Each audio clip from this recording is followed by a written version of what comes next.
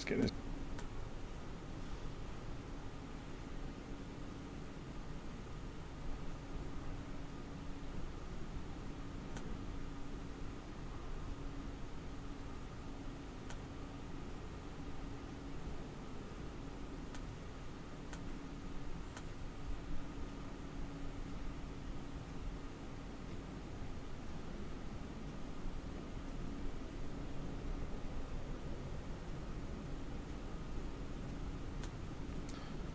Won't be long. Just setting up the live stream.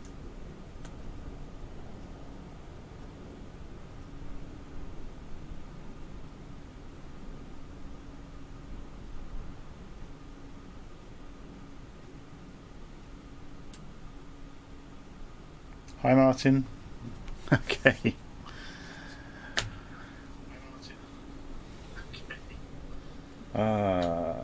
Need to cut the sound. Hi William. So just need to refresh the screen.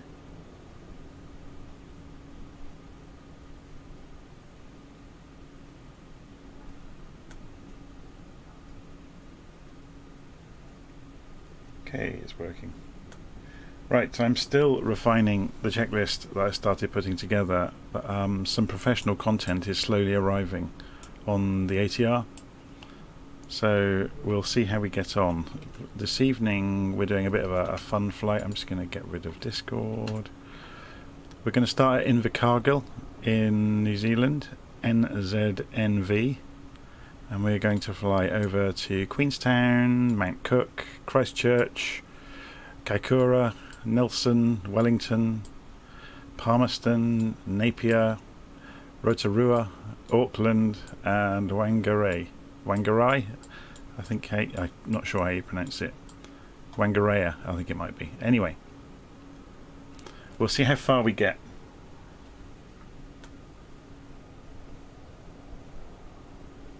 Daniel saying thank you for the videos. You're welcome. So Martin says, I'm now at a crossroads between flying the BAE 146 and the ATR 42. Which do you prefer? I think the BAE 146 is more complete, but it's been out for ages, so it's been updated. You know, I think the issues it had are fixed. There are bugs in the ATR, but there's nothing massively, you know, broken. The flight model apparently though has got some serious issues. So we'll find out, I guess. Okay. So I'm not going to look at the live stream for a few minutes, just while we get the airplane up and running. So let's make sure that the controllers are working. So if I release the gust lock, that's all fine. The pedals are working. Let's put the gust lock back on then. Actually, let's just try this. So they're working. Spoilers, it doesn't have any spoilers, I don't think.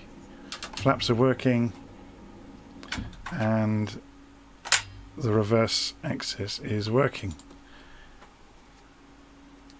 Okay, so in the aircraft tab we go and make sure we have ground power. So I've got a frog in my throat at the moment. We make sure the wheel chocks are in place. They are. We go overhead. We turn on the main electricity to on. External power, actually a battery to... I'm just updating my notes as I write this. You don't have to uncage the battery. External power to on because it is available.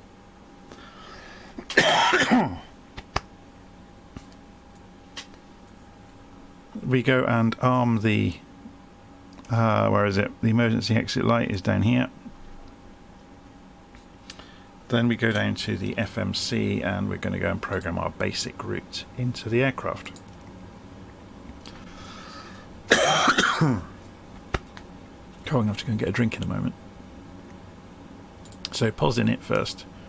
Pick up the GPS, drop it into the init. Come back. Go into weight. Put in our 0 fuel weight, which we can get from the tablet. So the 0 fuel weight is not just the empty weight, it's empty plus crew plus payload. So let's go and get a calculator. If we put in 11550 plus 254 plus 3728, 15532 is our empty fuel weight. So let's go control 3 again. So to fill this in, we can put it straight into here, can't we? 15, what did I say? 532. Because you can put this into the weights page. Fuel on block. Now, somebody told me that you can get this from the screen here. See, I think they were wrong. Maybe they were referring to...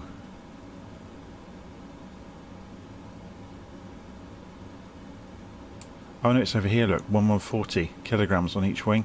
So that's 2280 kilograms of fuel. Okay, so you can get it from there. 2280. Okay, so gross weight is 17,000 kilograms. So we come back and we can look in the weights now, they're all filled out, and that's calculated the percentages for the centre of gravity as well. So if we then go into flight plan initialization now, go to our route, we are going from NZNV, so I've forgotten the alphabet now. NZNV to, I'm not sure we'll do this all in one night, but we'll have a go. NZWR. NZWR. We may have to refuel at various places along the way. We'll execute that. So obviously there's a discontinuity, but what we're actually going to do is put airfields in the way. So NZQN. So NZQN is Queenstown. Oh, look, it won't allow us to do that. So we are going to be flying vectors all the way.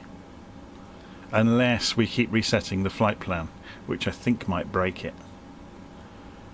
That's interesting, so we can't, unless we can play games with going to VOR stations that correspond with them. How many of these have got VORs? Not many, I would hazard.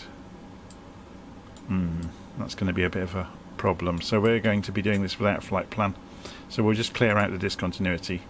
So we'll be doing headings throughout, because it's easier than just doing from and to and resetting it all the time. So we're not going to worry too much. Although saying that, it would be nice, wouldn't it, to get the data on the flight plan. So if we went back to menu and init and pos, no, not pos init, flight plan init, route, and we put it back in again, and we just say, to begin with, we'll go from NZNV to NZQN. So NZNV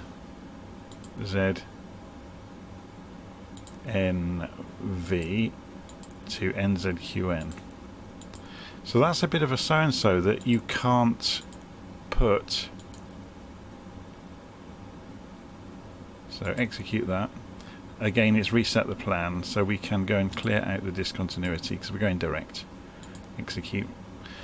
So that's a bit of a so-and-so that we can't do a string of airfields as a flight plan. It has to be from airfield to airfield. It doesn't understand otherwise.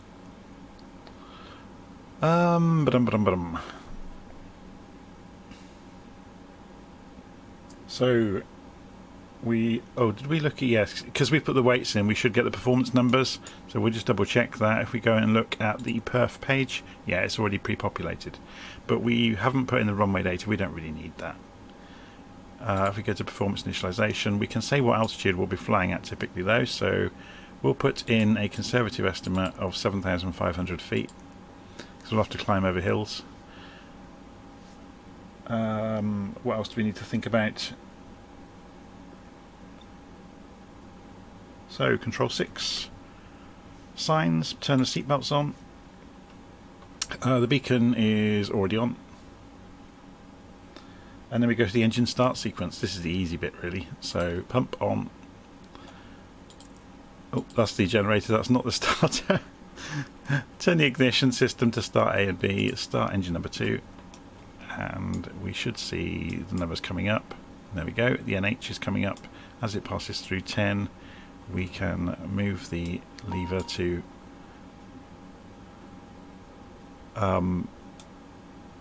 what's the word? Feathered. So the engine comes up to speed. We can also then do the same for engine number 1.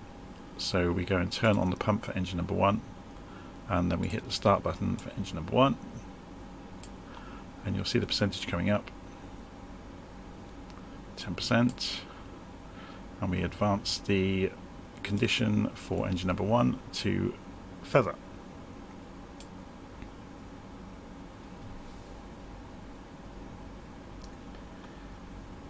Okay, so I've done all of that. So as soon as the engines are up and running, the start system can be turned back off, or the ignition system I should say. So then we can go back overhead and we can basically go around the flow of setting on the generators. So generators on, external power off. We can turn on the hydraulics. We can turn on the AC power now, we can turn on the windshield heating, we can turn on the probe heats, we can turn on the main oxygen supply, and it's pretty straightforward sailing from here on in. Notice I'm not doing any of the tests. We're going to presume the aircraft is not going to break on us.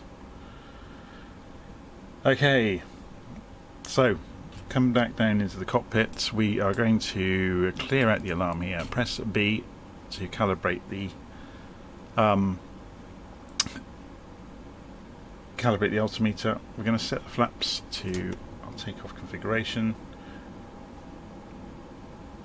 We are going to go and remove the ground power from the aircraft now because we're not using it.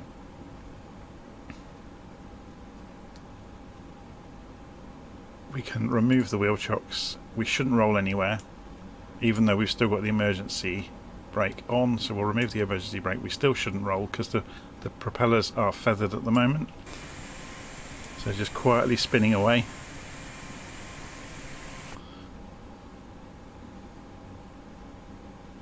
So we go now and take the gust lock off as well.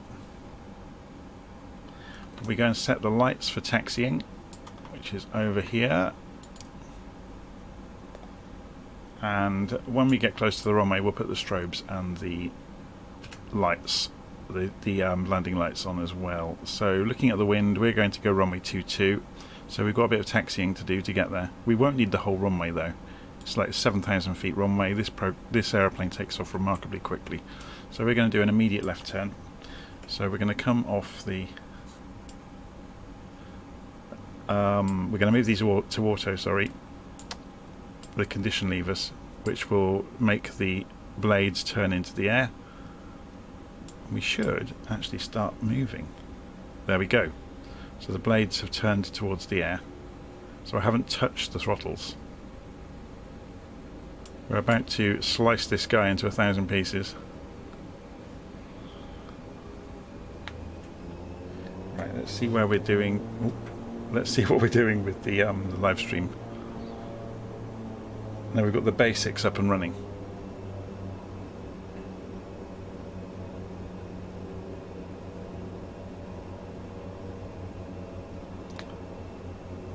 It's the propeller condition. Look, it's called condition. I'm just reading the live stream comments about this. So we're just taxiing out. As you can see, we're following our way out to the runway 22.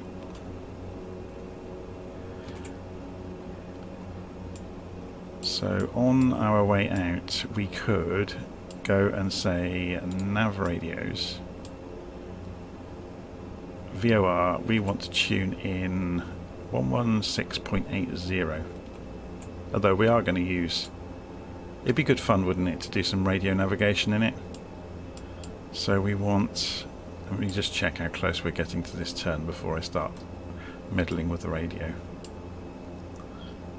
So we want to go in here and say 116.80 and then press enter. And that will tune in the ILS, sorry not the ILS, the nav radio. We switch this over to use the nav radio, which you can see is happening here. So the route we want to actually fly out of here then, away from the VOR, if we have a look, is 346 degrees. So on the course over here, we should be able to spin this round to 346. There's 346 degrees.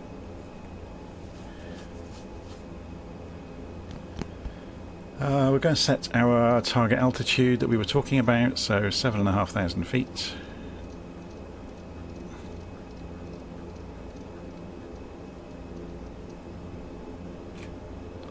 We've calibrated the altimeters already. So we've got a target altitude in mind. Would you ever play with vertical speed as well? So we'll go for 2,000 feet a minute.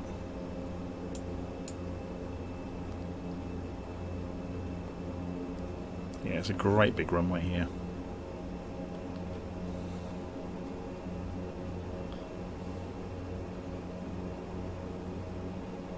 So William saying, is the gust lock off? Yes, of course it is this time. I've learned all about that. Learned about lots of things actually the last 24 hours basically.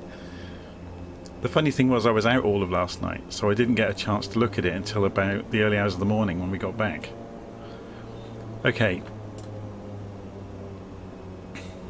So I think we are pretty much good to go. I'm just going to move the heading bug to match the aircraft direction on the runway, just as a safeguard really. So we'll actually go heading mode to begin with. So we'll preset heading select mode. We've got vertical speed and a selected altitude, so let's go for it.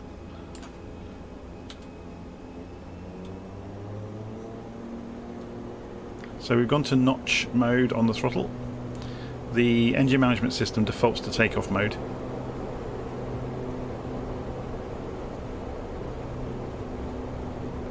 So we're just accelerating, 100 knots coming up. We'll rotate at 120 just to keep it nice and safe. There we go, we're in the air. Gear up.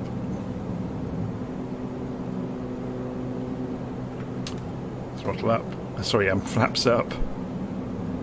And then we'll rotate this round to climb mode. Actually, before we do that, let's put it into cruise mode and do a circle of the area before we depart.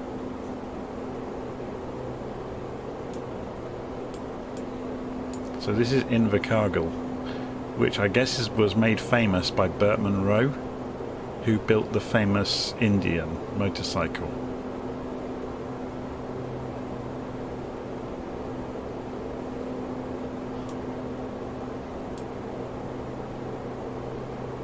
So let's go and scoot over closer to the window. So there's Invercargill airfield. It's 8 o'clock in the morning, by the way, in New Zealand. Or sorry, it's 7 in the morning in New Zealand. I've advanced time, so we at least had some daylight. So we're looking good so far.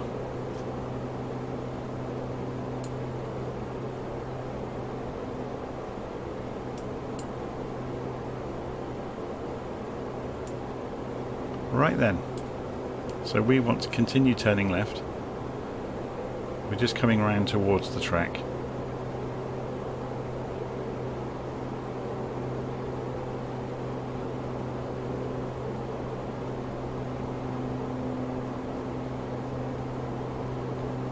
So let's centre the heading up on the direction we wanted to be going anyway. And we will engage the autopilot now. So your dampers come on. It's immediately going for 2,000 feet a minute up to 7,500 feet in altitude. And we are intersecting on purpose the nav radio beacon.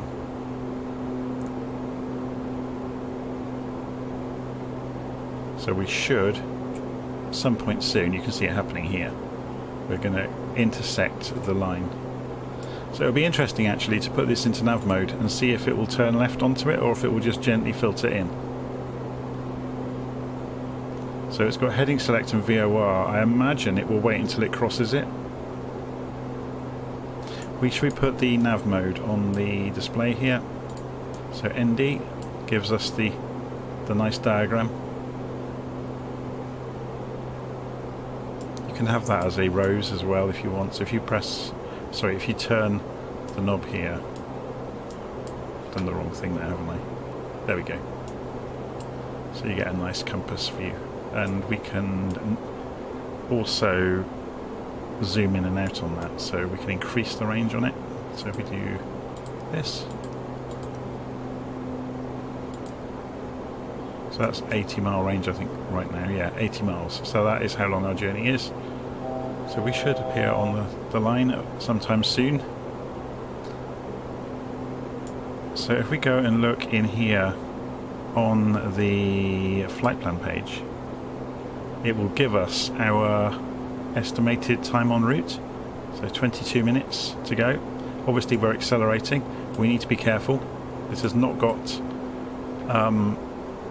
fade X throttles. We should have gone to climb mode as well while we're almost at 7,500 feet. It just shows how powerful the airplane is though. So we're going to go back to cruise mode, and we're going to start pulling the throttles back to arrest our acceleration.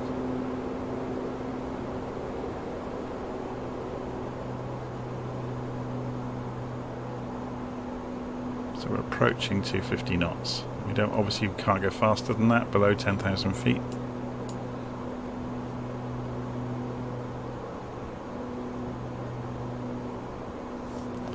Okay, should we have a look outside? It's a pretty aeroplane, isn't it? We didn't turn the lights on, did we? These should be on. The nav lights are already on. The strobe should be on. The taxi lights can come off now. We'll let people get up now, shall we? So seatbelts can come off. There we go, that's better. We have blinking lights. This is what happens when you start talking to people in the chat room and you don't follow your own written checklist.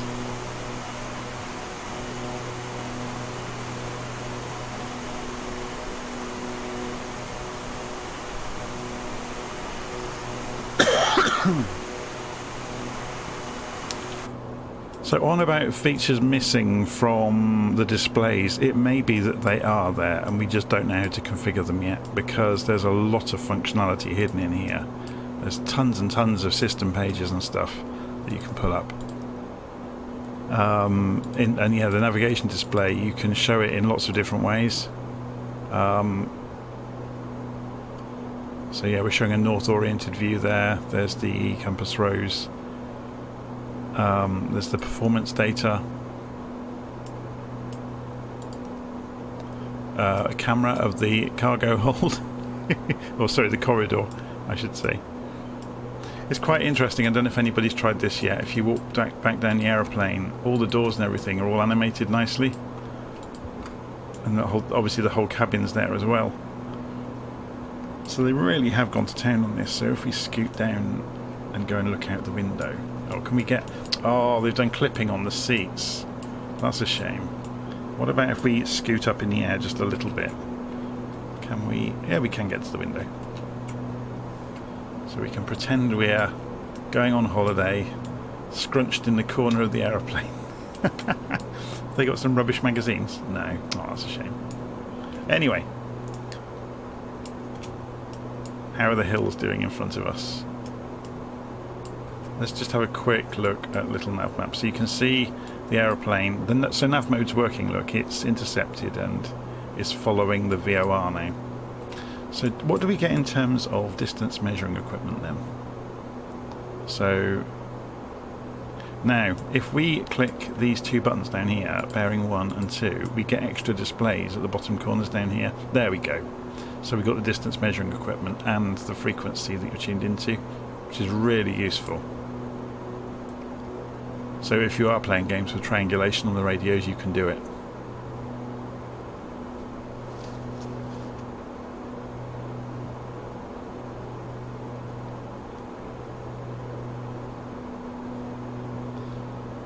So Henry's asking, what hardware am I using to control the aircraft? I'm using the Airbus stick and throttle quadrant. I made a special video after staying up till 2 o'clock last night messing around with it to get the throttles working. Yeah, the major stumbling block that took me ages to figure out, and that I was meddling with the oh look, we've not got the throttles quite level. The major stumbling block I didn't figure out for ages is without the gust lock push forwards, the sticks won't move. So there I was meddling with the options and going through the throttle configurations, and I couldn't figure out why the sticks weren't moving, and I kept changing it here and going back and trying to figure out some logic to it. And suddenly I realised that everything was locked in place, and as soon as I unlocked the gust lock, I was able to program the throttles in about 30 seconds flat, and they've been absolutely fine ever since. So I was saying we were going to have a quick look at the elevation profile in... oh, it hasn't got it for New Zealand, has it? So this is going to be 7,500.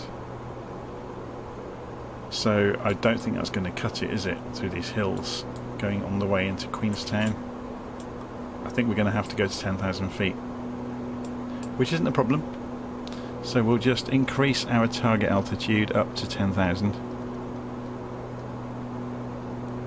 And then we'll go vertical speed and tell it to climb at 1,000 feet a minute. We'll just gently make our way up, and we'll put this back into climb mode on the power management system.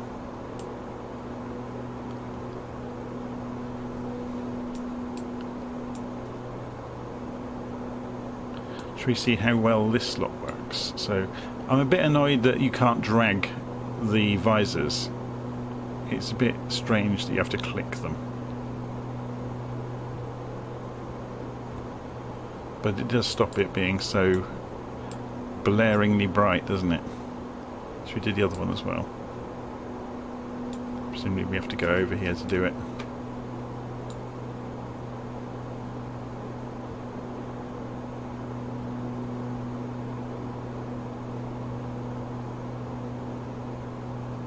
Have you noticed the bug with the temperatures, with it shaking all the time?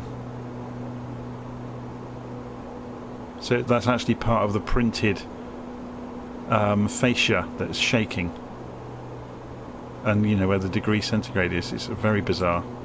The other thing I noticed in the, say we were looking at our flight plan here.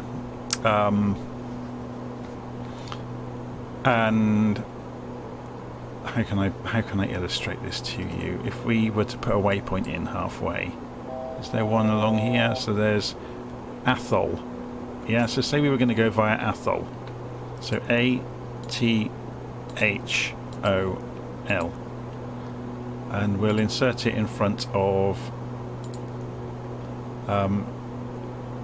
Queenstown. So if you have a waypoint, what you can do is say, I want to do an airway from that waypoint, and there's only one airway passing through that waypoint. But if I was to select it, it will break the FMC. There's a bug where it adds waypoints repeatedly. I'm not sure if it always does it, but certainly the first route I tried, it repeatedly added the waypoints along the route over and over and over again. So I ended up with 14 pages of waypoints.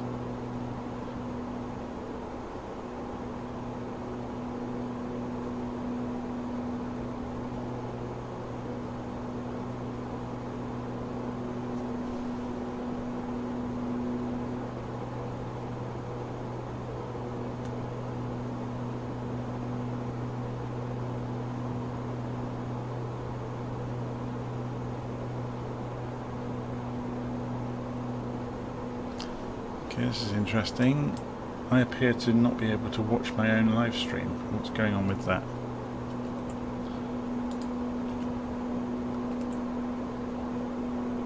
It's still streaming, apparently.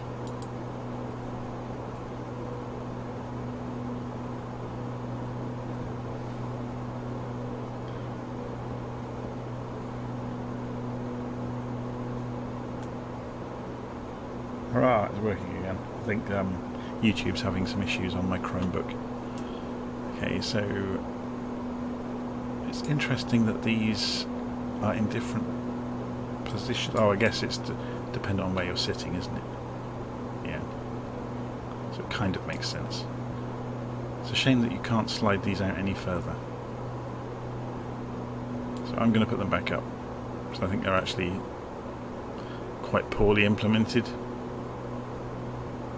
So we're at 10,000 feet. So if you notice now, it's showing 250 knots as the limit. I don't know if that's the limit of the airframe. But we could, if we took it, let's just try it. If we take it out to 10,500 and see if it removes the 250 knot limit.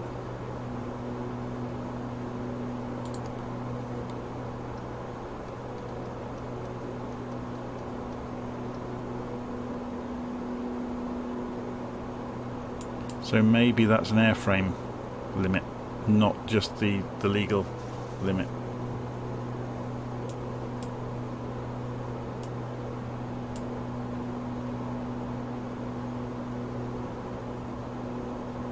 Does anybody happen to know what the transition altitude is in New Zealand? We can find out, can't we? So if we go and look at Queenstown, transition altitude is 13,000 feet, so yeah, we have to remain on an accurate. So what is it actually then? So Queenstown, what's the QNH at Queenstown? 1025 or 30.27. So we've got 1025 already, so we're fine. But 30.29, so let's just see how finely we can adjust that. There we go, 30.27. Now, did it do it to the others? No, it didn't. Or did it?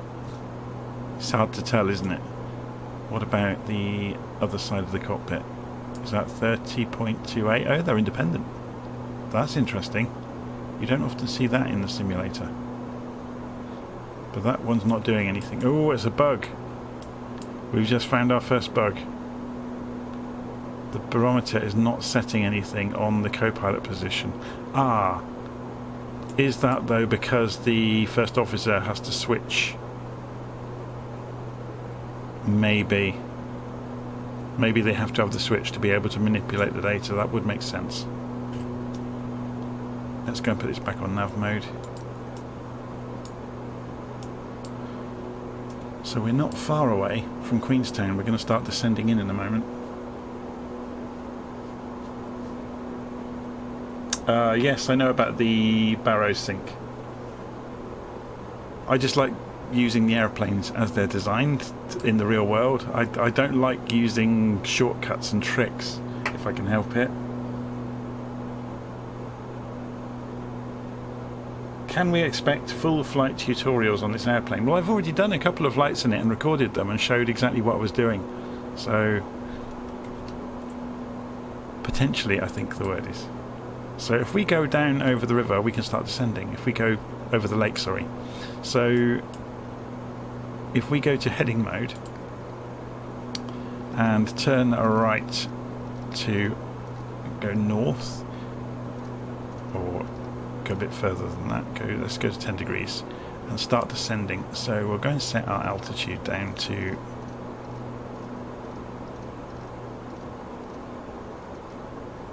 only want this in cruise mode. Let's go and set our altitude down to 5,000 feet, or actually let's go less than that, let's go straight down to 3,000. And vertical speed to do it.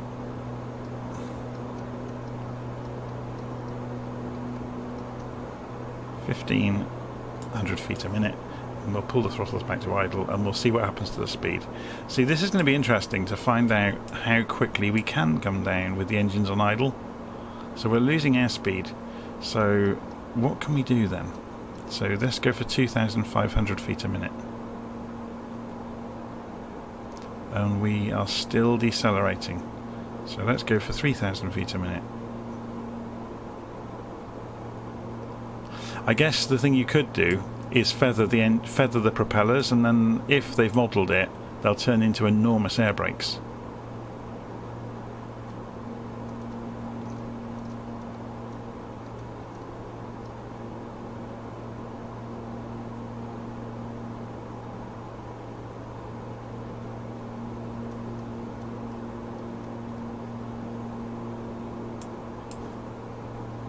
So down the end of here is the airfield.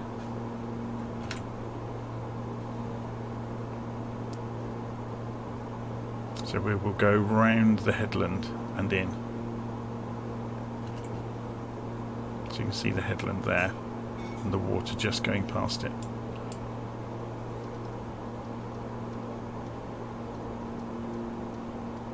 But as several other people have noticed, this aircraft doesn't slow down easily. Something I was looking at earlier is these, I think they should be spoilers. I'm not sure if you have to do some special mapping with them.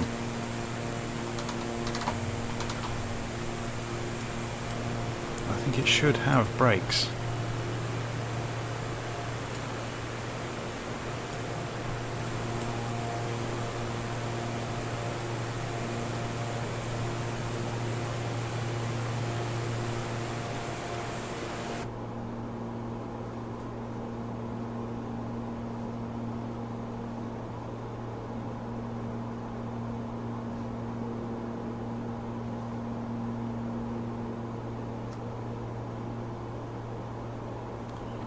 Okay, so how are we doing on altitude? 4,000 feet, 1,000 feet to go. Might be more fun actually to come straight through the valley, but that would take us out over the top of the airfield and there's not much room to turn. Looking at wind, there's only 2 knots. What about at the airfield though? We've got 310 degrees, 1 knot. There's no wind. So Queenstown is absolutely becalmed. But I don't fancy, I guess we could, no, we'll go around the left side of the hill. So this is the hill here. So let's go manual. So autopilot off.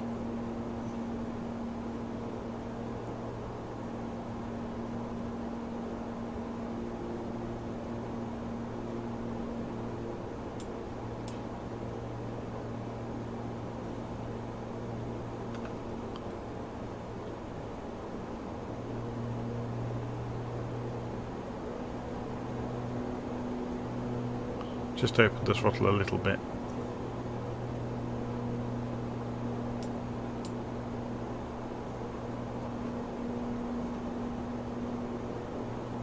It's quite a nice aeroplane, isn't it? They've modelled it very nicely. Am I right in thinking this has been built by Aerosoft? It looks quite CRJ-y, if that makes sense.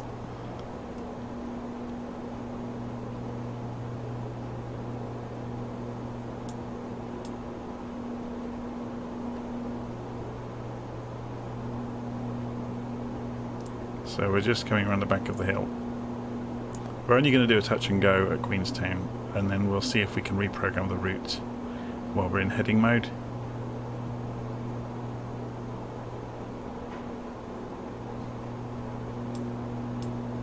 So we need to be losing speed now. So back to idle. Let's watch the speed bleed off. Obviously as soon as we throw the gear out, we'll slow down very quickly.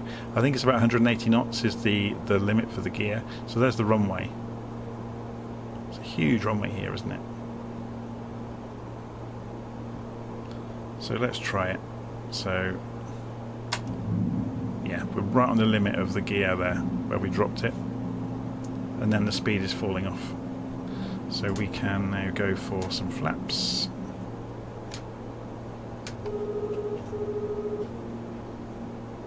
And I wonder if you can side slip this, because we're very high and fast, aren't we?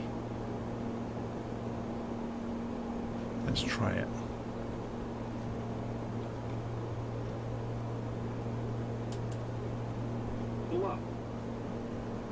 it's accelerating, but not massively so. I think we might get away with it. Because we're only going for a touch and go, remember. So we are putting it through the ringer, aren't we? So we're side slipping in. 200. 100. Straighten up. 50. Let it fall. 40. 30. 20. 10. And we're on the ground. And now we're not on the ground anymore.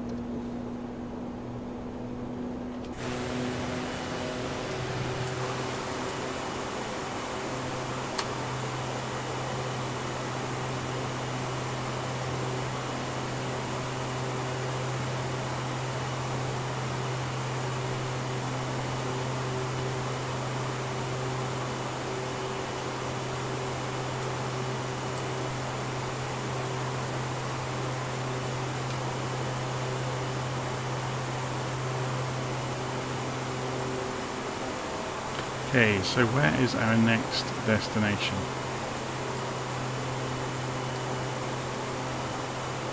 So we're off to Mount Cook next. So we'll straighten up over that valley in the distance. We'll put the heading bug in the direction we're going. We'll go for, we're on heading select mode. We'll pull the throttles back to notch. I'm going to set the altitude for, whoops, for 10,000 feet again.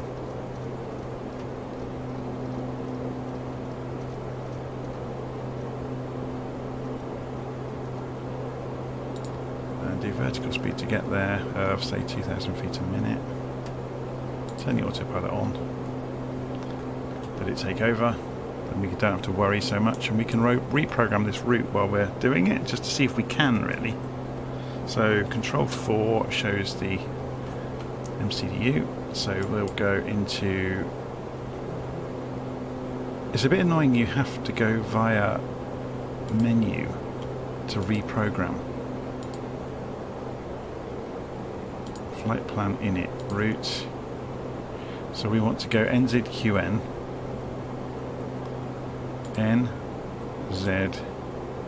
NZQN to NZMC.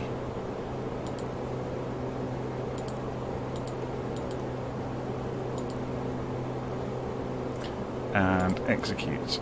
And then clear the discontinuity and execute. And we should be good. Yeah, we've got the route in there, so that's good.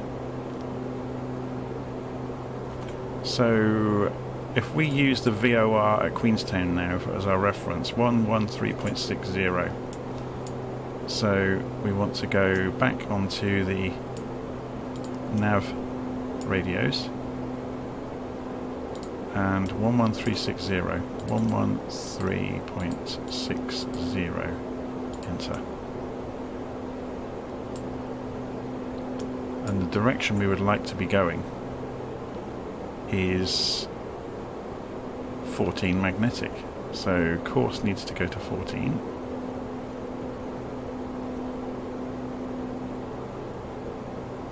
Which is pretty much what we're doing.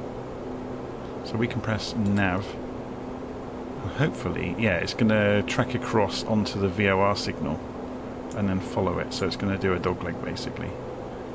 It's just getting an intercept course. You can see the CDI is coming in.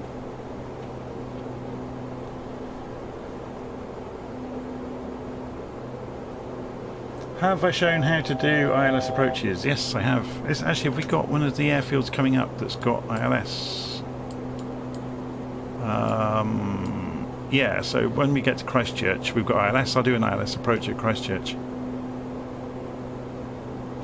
So we should be banking right now, and we are gently, because it's just acquiring the radial, or capturing the radial I should say. So we need to keep an eye on the speed. Just raise the flaps. Now we're quite high, and we could go to cruise mode, to be honest. We're almost to 10,000 feet, aren't we?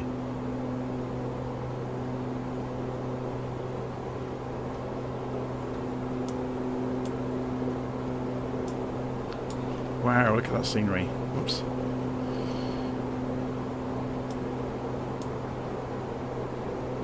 That's stunning, isn't it?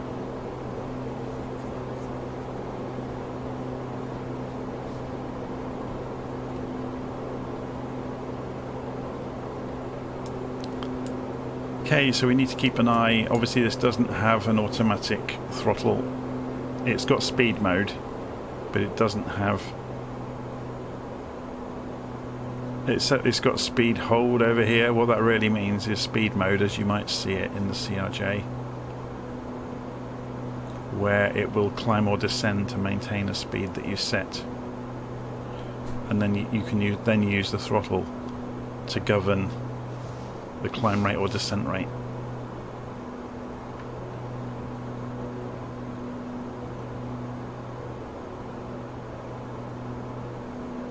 Okay, so how long... I just noticed a moment ago, this has got a progress button. I hadn't noticed it before. So it just gives you your ETA. Distance to go, ETA. That's quite nice. Quite neat. But then you can get the same thing, I guess, by doing radio navigation if you really want to. And obviously if we went by GPS, it would become child's play. So if we switch this back to GPS mode, it's suddenly a lot easier. It's nice that you can use this though in FMS mode, but also have the VOR radio distances to triangulate.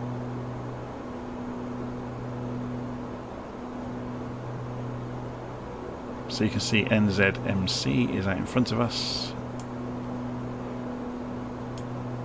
It's 80 miles out. We'll be there in no time at all. We've pretty much stabilised the speed. So I'm going to go and grab a coffee and I'll be back in a few minutes. I think we're high enough to avoid mountains for the next few minutes.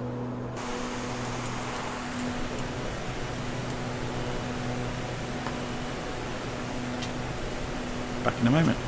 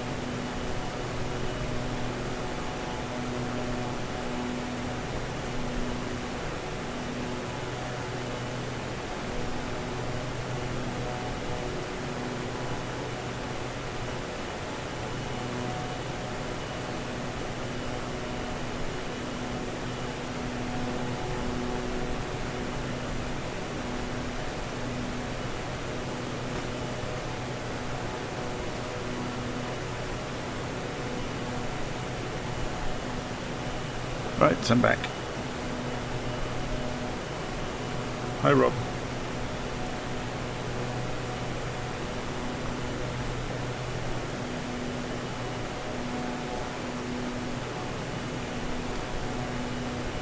So Lawrence Bilton is saying, yeah, if you're not aware, the Flight Sim YouTube channel has launched a load of content, finally.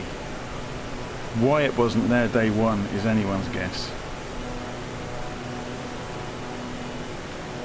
So Sam is saying, hey John, have you encountered a problem with the FMS since I always seem to have a problem with it? Always freezing after I insert a waypoint after an airway. Don't use airways. There is a bug with airways. Yeah, I was saying about this when I started the flight a few minutes ago. I think it varies from place to place, but I programmed a flight leaving Stansted when I first tried it out on the first recording I did, and I had to give up and start again and start recording again because it completely broke. I went to put the airway in, and it put the waypoints of the airway in about 10 times into the flight plan, and then everything just locked up and I couldn't interact with the aeroplane anymore.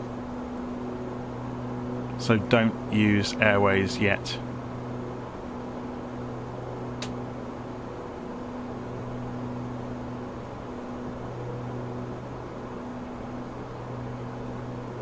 Okay, how are we doing for height and distance? I think we're about halfway, aren't we? Should we go and turn transmitter on? People will discover where I am then. Transmitter. There we go.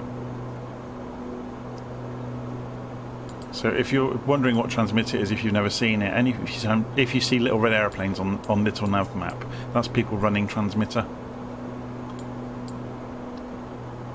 So the reason, or the way it works, you run transmitter, it sends your position every 1 second to the internet.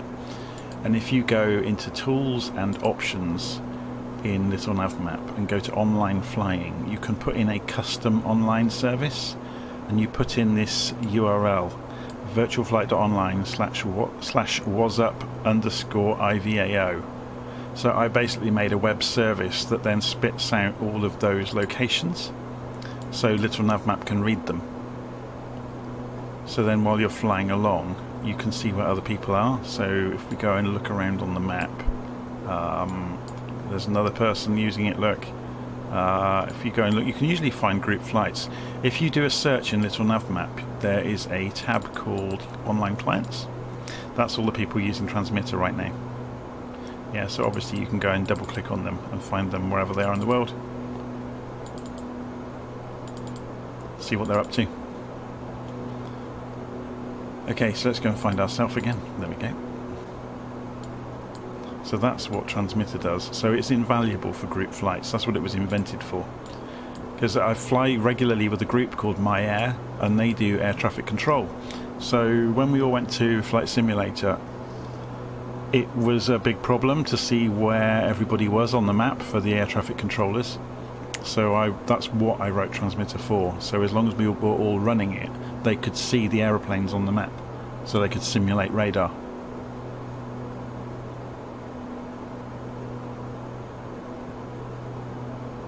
So I am inclined to divert here and go and fly down Lake Bukaki to get to Mount Cook.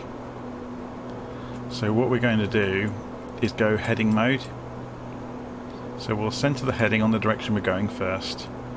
Then we'll go to selected heading mode, which is now reflected on the display. And we're going to turn 30 degrees right. And we're going to fly down Lake Bukaki to get into Mount Cook.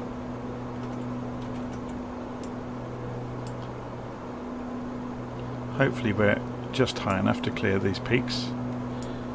That's some stunning scenery, isn't it? Wow.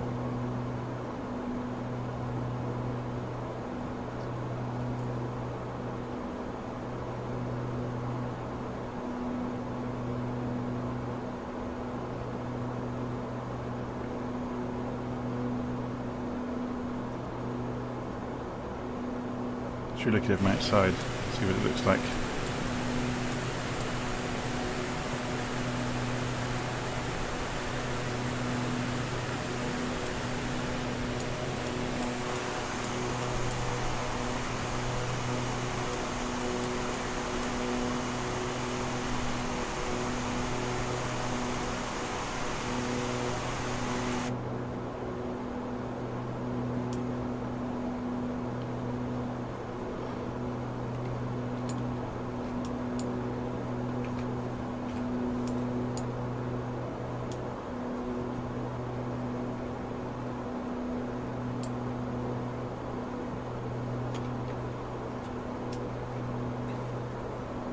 So how are we doing in terms of our navigation? So we need to cross this valley and then we go over Lake Pikaki.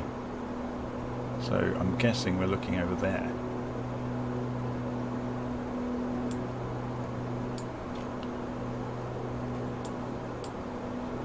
Is that right?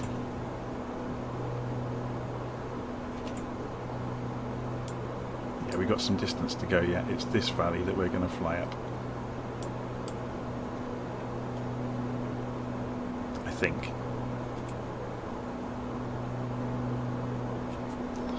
So at the moment we're flying over this valley. We're about to clear... What are we? Yes. So that's Lake Ohau, is it? Ohau? I have no idea with New Zealand pronunciations. They tend to be quite phonetic.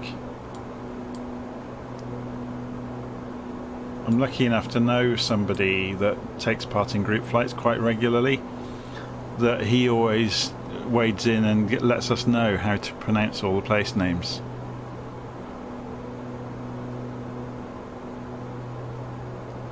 Someone's saying, is there an aircraft behind you on the map? The red plane is me, but transmitter only updates every few seconds, so it's like radar. So that's the simulator position, and you'll see that update about every 5 seconds.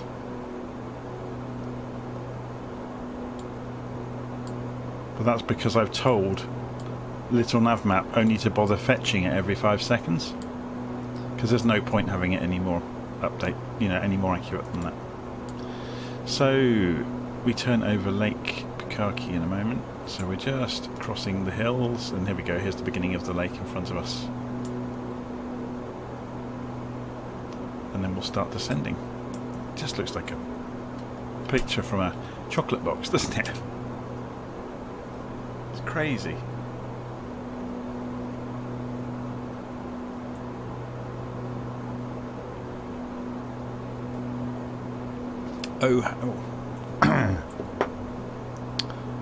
Lake Ohau, yeah. So I did get it right. I did kind of had a sixth sense with the New Zealand place names that they're usually quite phonetic.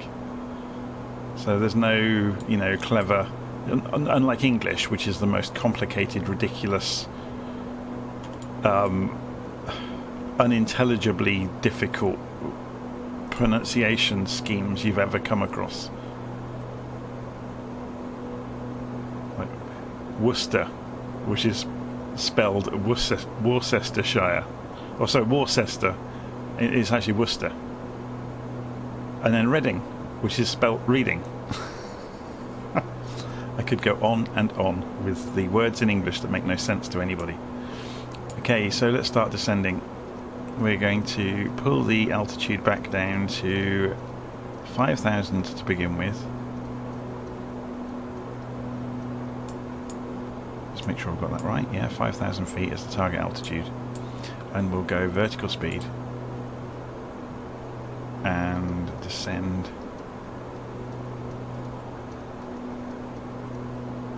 And we'll pull the throttles back before we start ripping the wings to pieces.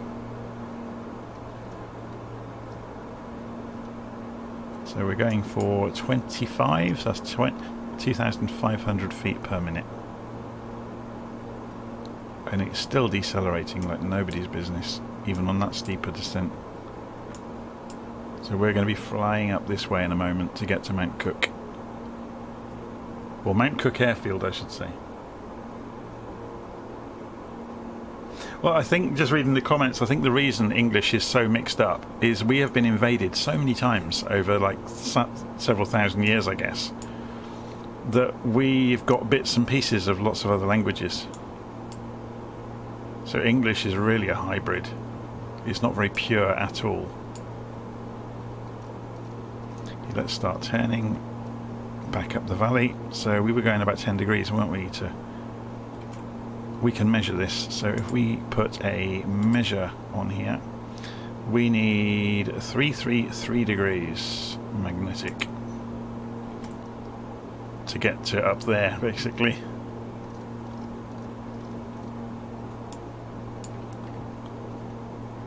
So we're just moving this round to 333. There's hardly any wind today. We're very lucky.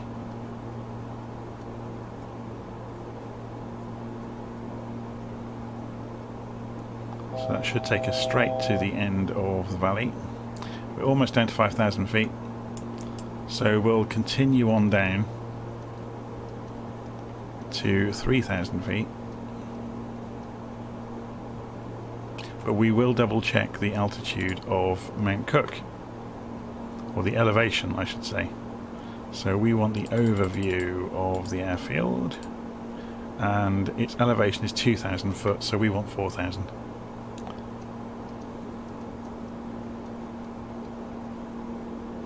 So it's just capturing on the altitude, it's starting to wind out the vertical speed, and we'll need to start increasing the throttle to make up for that. But not very much.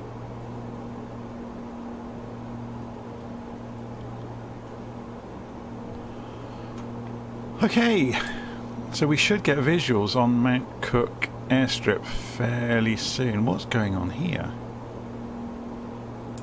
Is this an artifact in the scenery that's appeared?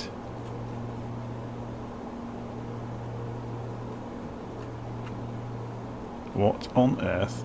Oh, it's disappearing as we speak. But there is a huge trench there that shouldn't be there.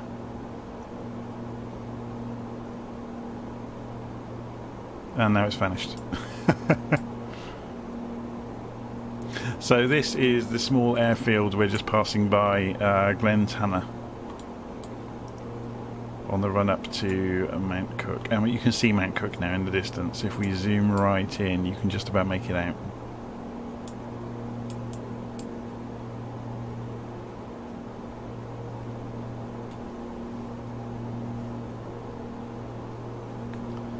So this is Glen Tanner airfield we're about to pass.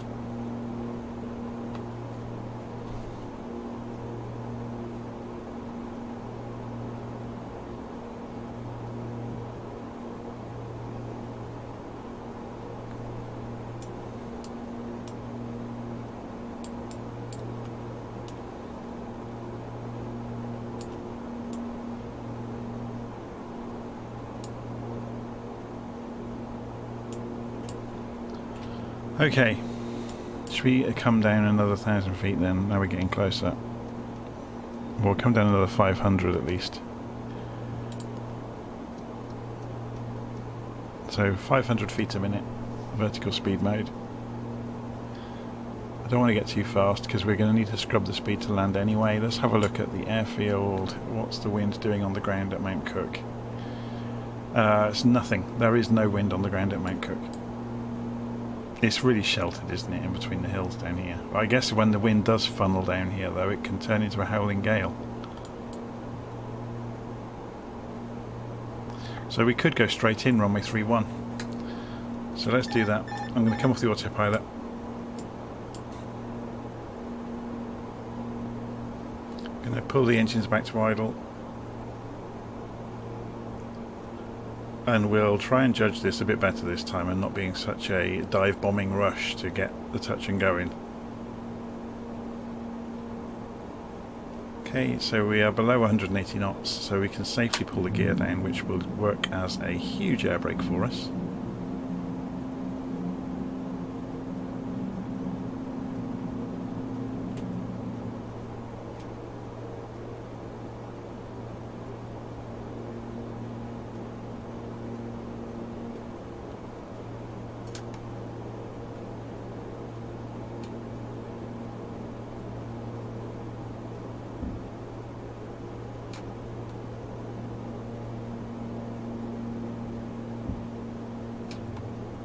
Okay, we're on full flaps now.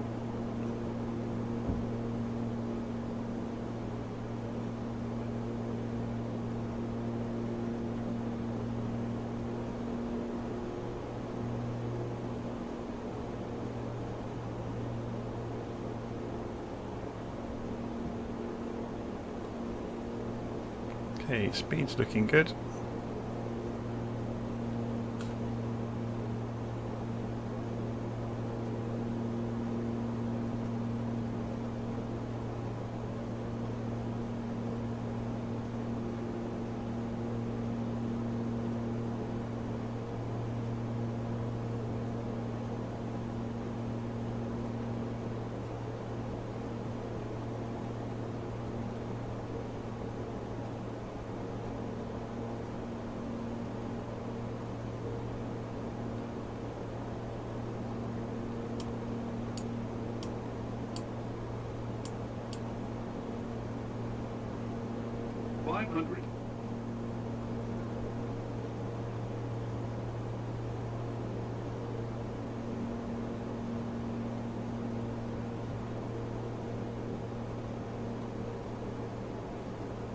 200.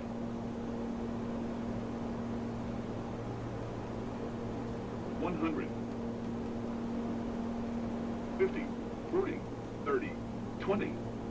10. There's a hump right in the middle of the runway. We're going to hit it. Okay, we'll just roll along, open the throttles back up. This just warned me because I opened the throttles before the flaps were in the correct configuration for the power I had chosen. So it's just the airplane panicking. So I did things a little bit out of step.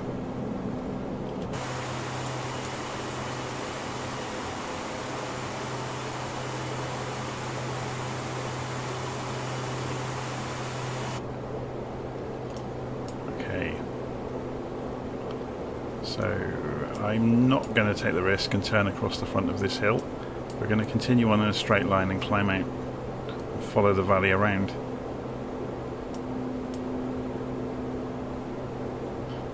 Let's see what happens if we go to ramp mode on the engines, and we'll lift the flaps even though we're going quite slowly and see if it, look at it accelerate.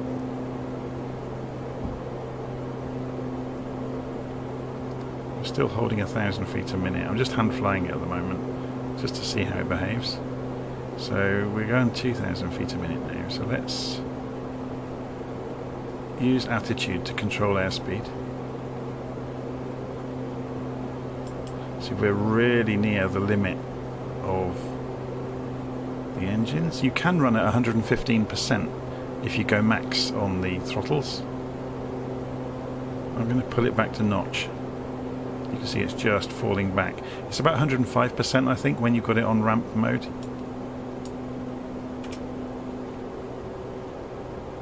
So we're going to turn, keep following the hills, keep climbing.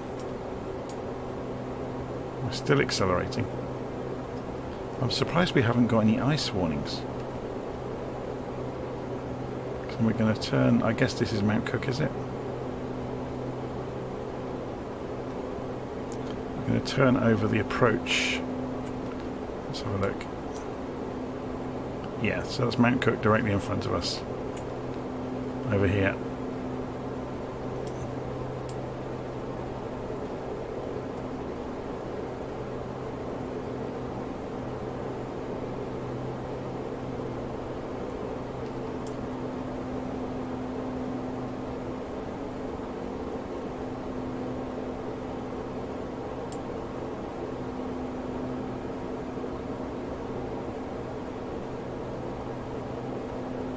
So we're back up at 8,000 feet and still climbing. I guess we could let the autopilot take over at this point, couldn't we, and calm this down a bit. That's the trim that you can hear that sounds like a Defender arcade cabinet from the 1980s. So we want to turn heading mode the way we're actually going. Autopilot on. So it's gone for altitude mode, bizarrely. That was not wise.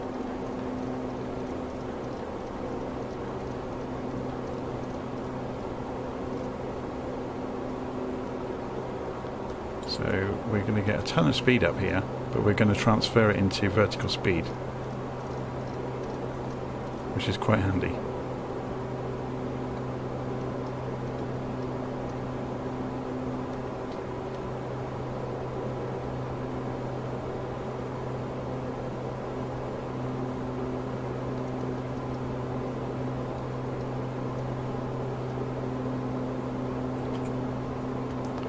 Okay, so we actually want to be turning right anyway, so we're not going to fly directly over these quite dangerous looking peaks. What direction do we need to be going? 58 degrees, so if we go 70 degrees, that will intersect us across the route.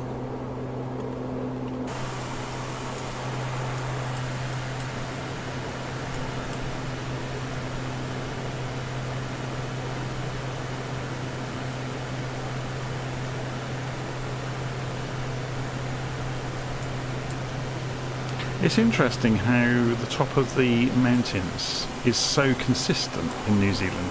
Apart from obviously the odd peak, like Mount Cook, the rest of it is all about 9,000 feet. It's very bizarre.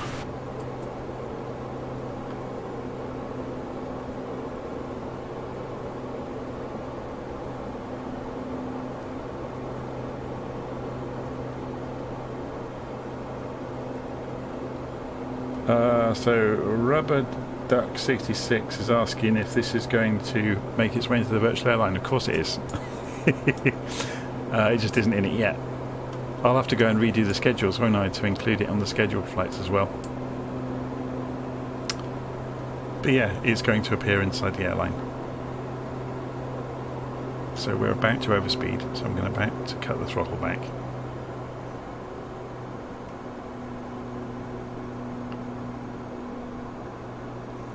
We are absolutely shifting though, aren't we? You can see we're shifting out the window. Not bad for a propeller plane. So you can see we are en route to intersect. I'm coming to Christchurch International. So should we go and reprogram the route NZMC to NZCH? So Control 4, sorry. Menu.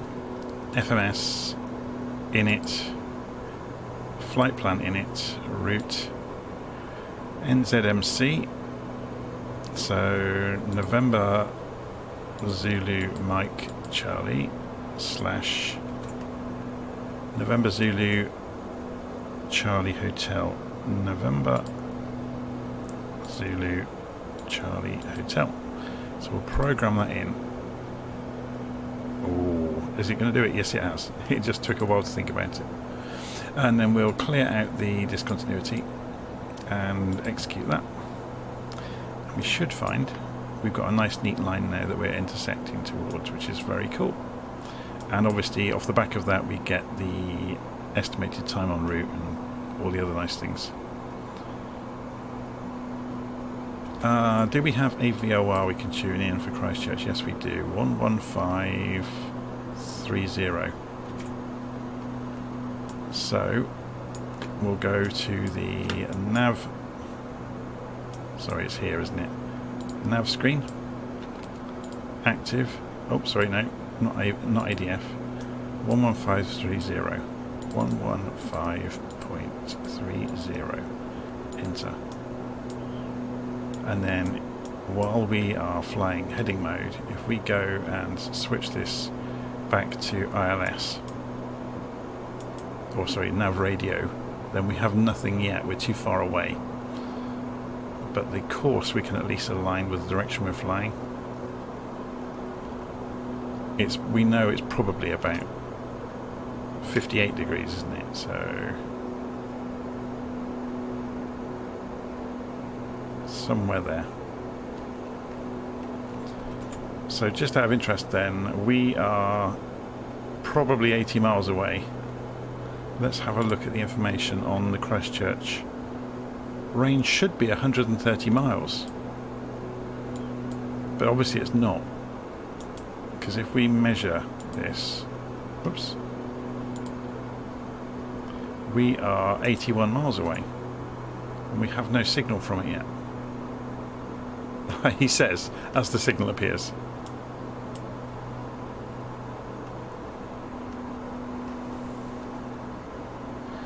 So Rubberducky's asking what the ICAO code will be for the variants. I'll have to look it up. I have to Google it every time. I imagine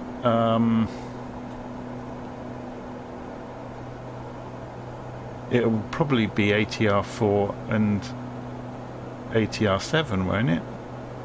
I'll check. I'll make sure it's correct.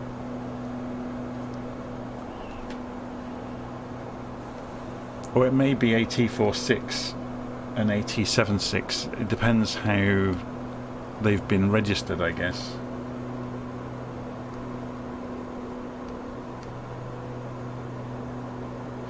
How do I bring up the little map, the sort nav map overlay in the cockpit? I'm not sure that you can. You might be able to do it in VFR. I know. Sorry, in virtual reality. I know there's an add-on to put little nav map in like a floating window, but I just alt tab to it while I'm flying. Same with Navigraph. I know you can have Navigraph in here, and yes, that's great, but running it on a PC, you can just run it and go and look at it. So we were interested when we get closer to Christchurch about flying the ILS, weren't we? So what's the wind doing on the ground at Christchurch? It's 0 knots. So we've got some wind at altitude. So at 10,000 feet, look, we've got 22 knots of wind going on from the southwest.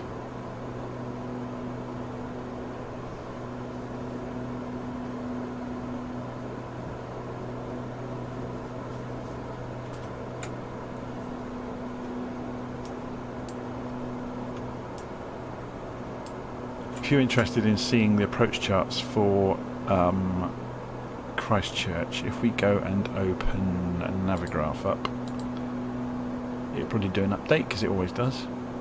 Oh no, not today. So we'll unload the previous flight plan I did, and we'll do a new flight, and we'll put in the details. So it was NZMC to NZCH.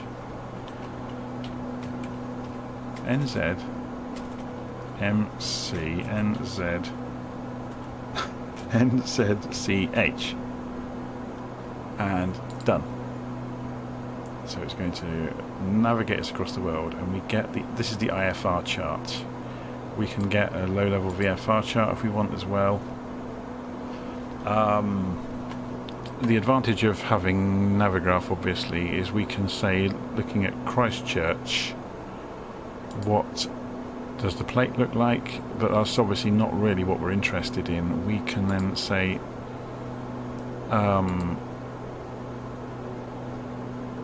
if we go to information on Christchurch and go open charts, we can look at the approaches.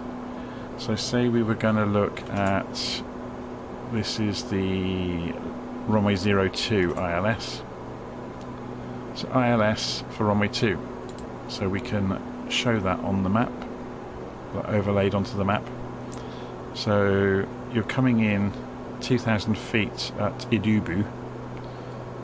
It's a 16 degrees ILS 109.9. Does it tell us here, is it a 3 degree? It looks like a 3 degree. The thing that always amuses me is these diagrams are not consistent in where they put information. They never are. Transition level here, look, is 15,000 feet.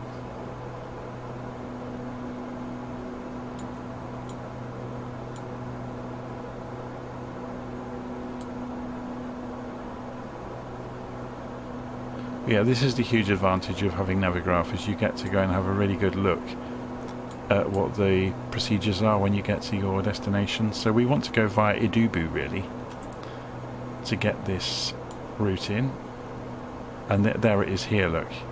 So if we were to add that to our flight plan, we're more or less aiming for it. So let's go and program it into our FMC as well. So Idubu, I-D-U-B-U, and we'll drop that on top of Christchurch, which will put it in place, and we'll execute that. So we've now got a slightly different route. Yeah, so you can see that on the EFIS display now. So we could do a direct to Idubu if we really wanted to. Actually, that's a good point. I've not tried a direct to with this yet. Let's see how it behaves. So presumably I can just say Idubu.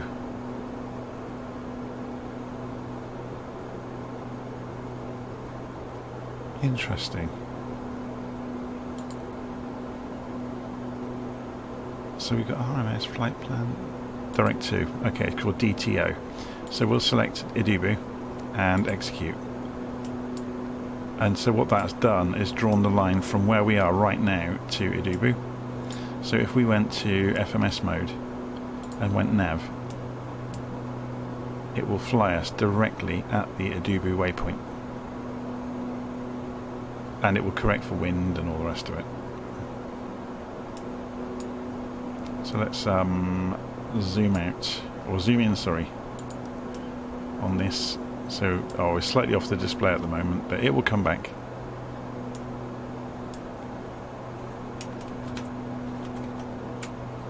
So what we've essentially done here is, at this point we've said add a waypoint here.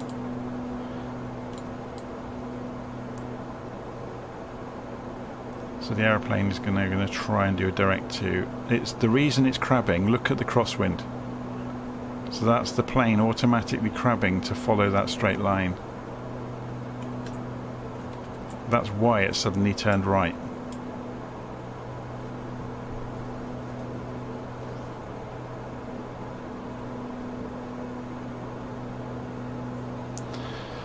Okay, this is all flat land all the way in, I think. Let's just have a quick look, a little nab. Yeah, it's a floodplain look all the way across. So we're going to descend down to 3,000 feet. So altitude, select, down to 3,000. So ideally we want to be 2,500 feet or less. Well, it said 2,000, didn't it, on the plan. That's to come in underneath the ILS beam. So we'll go for 3,000 immediately. And we'll go vertical speed to get there, and we'll come down 1,000 feet a minute. We've got ages. He says, famous last words. We're only 38 miles away, something like that.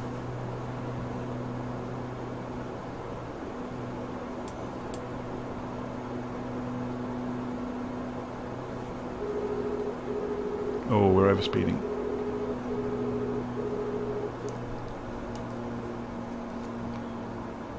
Of course we are. I keep forgetting it's not an automatic throttle.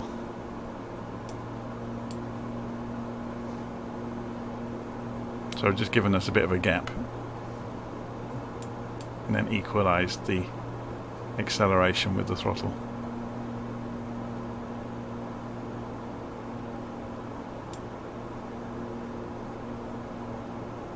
It's a very cool aeroplane, isn't it? How are we doing on fuel? Fuel on block was 1,500, fuel used 380, 390. Over here, it tells you how much you've actually got left, so 750 and 740. We've got loads.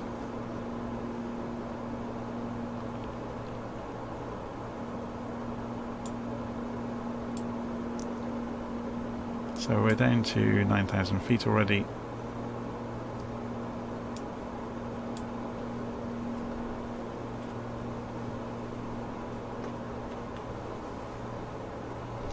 Should we change this over to Rose mode? There we go.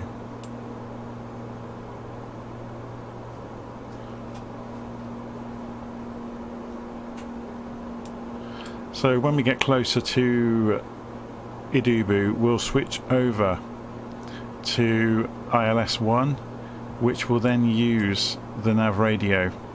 But we'll have to go and tune it into the ILS. So actually, that's a good point. While we're on GPS, we can go and program the ILS in and set the direction of the runway. So we want 109.9 and 16 degrees.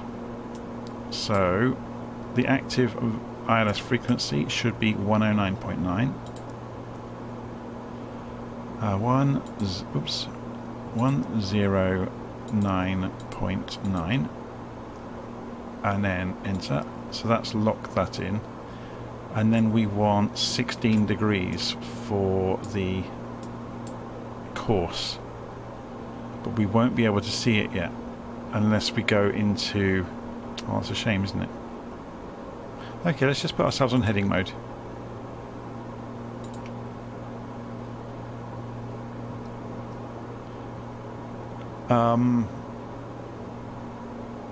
And then we can go back to the ILS and it should be fine. We're only about 30 miles out, so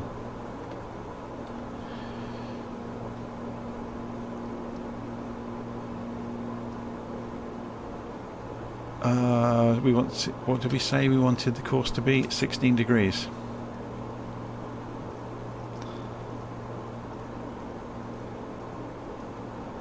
So now we have course of 16 degrees, so relative to our aeroplane, that's the offset of the runway across our direction of travel. Yeah, so as we turn in, we'll obviously sweep round and we'll be going directly towards the direction of the runway.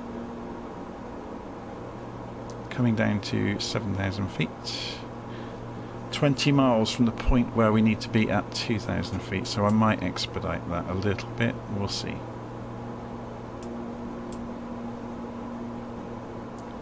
Need to get rid of some speed as well. But we'll pick up the ILS beam and we'll have a play with approach mode. Tried it out earlier, it works really well. This aeroplane cannot land itself, so don't expect wonders. So you get to a decision height. I'm not sure what the standard decision height is with an ATR. I guess it's airline specific, but usually it's a few hundred feet. If you can't see the ground, you pull it basically. But normally the pilots or the aircrew will fly the last few thousand feet. They won't let the autopilot take it all the way in unless there's very good reason to, or certainly from the stories I've read and the accounts I've heard, because a lot of the time it's the co-pilot, or the first officer I should say, that lands the plane, or being watched by the commanding officer, because otherwise where do they get their skills? So typically the takeoff and flying through the star, flying through a SID and flying through a star is done by hand by the first officer, or they're operating the master control panel while being watched by the commanding officer, because otherwise you don't get the skills. And that's why pilots, I think, tend to like to land it themselves, because otherwise they become rusty. So Connor Scully is saying, is there an auto throttle on the ATR? There is, but not as you would expect. So you can see down here, there are the controls for the speed target, and you can actually see that if we what is it at the moment? So if I increase it up through 200, you'll see it appear. There it goes. Yeah, so at the moment it says 200. The speed target though is not for what you think, it's for the speed mode over here. So what that means is you get to a target airspeed, say you're at 50% throttle and you hit the target airspeed you need, and you put speed hold on.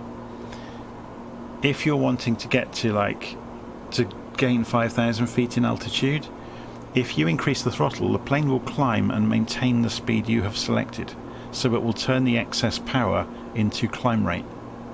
And by the same token, if you cut the throttle and you're wanting to descend, it will turn the reduction in power into airspeed. It will dive but maintain the same speed. So it gets called all sorts of things in different aeroplanes. Generally people refer to it as speed mode, but otherwise this does not have an automatic throttle. You have to be careful and you have to manage the throttle. So we're getting close, so let's reduce the range on this. You can see now, here comes the glide slope, and the localizer is off to the right side. So we'll do this hopefully without looking up outside too much, so you don't get. Let's see if we scroll across a little bit. We'll prepare this without going outside if we can. So we're going to lose some speed, and we're going to start turning. So you can see the heading bug going around the outside of the rows here. We're also going to pull this down to 2,000 feet now. Use vertical speed, come down.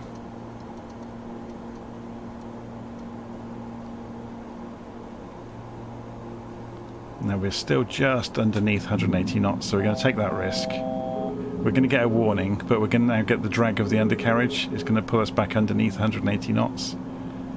So we're really cutting that fine.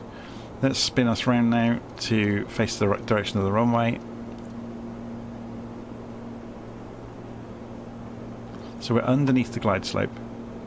and we're just coming round onto the localizer. Okay, so then if we go for approach mode now, so we're going to click app, and you'll see localizer is being captured. So the flight director has taken over, steering us onto the line into the runway, and you can see now it's almost centered already. So where this gets clever is, let's just stop this at 2,000 feet. And we're going to get ready on the throttle and start pulling flaps in. So I'm just using the throttle to maintain kind of 140 knots. So the thing to watch here is this diamond that hasn't appeared yet. This is the glide slope. So it will start, if you imagine there's an imaginary line up from the runway towards us, and we're going to fly into it. So this will sweep down, and at the point we cross through it, it will be in the middle, and approach mode will start descending. So you can see it says GS here. If we look in front of us, it's a little way out yet.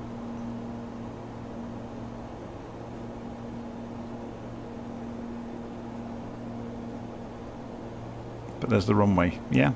It's in the mist.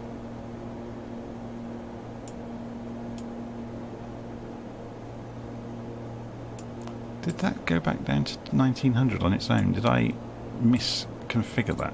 So what we can do is climb into the glide slope as well. There's nothing to stop us doing that. Here it comes, look. Here's the glide slope. So we need to, we're obviously climbing, so we're going to give it a bit more throttle to counter that.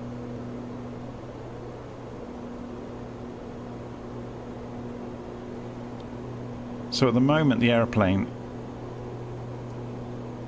is trying to climb for 2,100 feet. Here comes the glide slope, so that's that 3-degree line down to the runway, which is way out in front of us at the moment. It's over there, look, in the, we got a crosswind going on, which isn't helping. But watch what happens to the vertical speed. You'll see the aeroplane suddenly start descending when it captures it, or it should. Is this still on approach mode? It is now, because we just told it to. For some reason it had lost approach mode. There we go, look. So it's captured the glide slope and it is now descending on the glide slope. So the aeroplane is chasing this itself and keeping this in the middle. So it's going to fly us straight down to the apron. We're going way too fast. That's what the warning was. This is one of the problems. If I start talking, I'm not monitoring everything I should be. So, by the same token, we're going to turn the autopilot off and we're just going to fly in by hand. So, the way you can fly ILS, if you watch where the runway is and watch these markers, if we go off to one side, you will see the localizer start to slide off to the right. Yeah, can you see the diamond sliding there? So if we then turn back across, it will.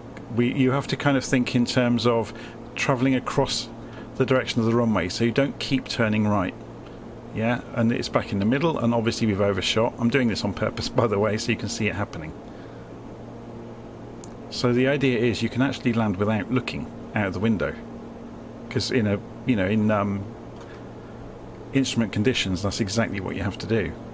So by the same token, look, we are too low, so the diamond has gone above the line, so we chase back towards the diamond, we raise the nose, look, we've now gone above. I'm doing it on purpose again, by the way. So then if we descend again, and again you don't like go into a screaming dive, you just descend enough that it comes back towards the line, and then you balance it out.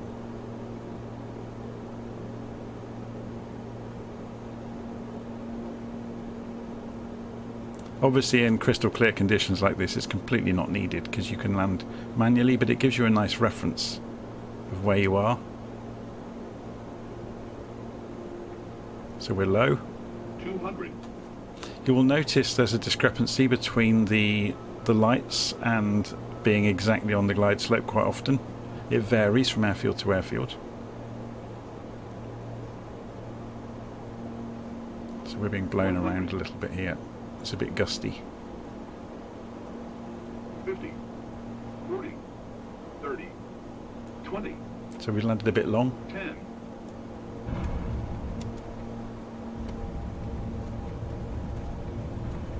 Okay, so we flaps back to takeoff position. We'll center our view back up and we'll go for notch mode. It doesn't like it, does it? It doesn't like going for notch mode.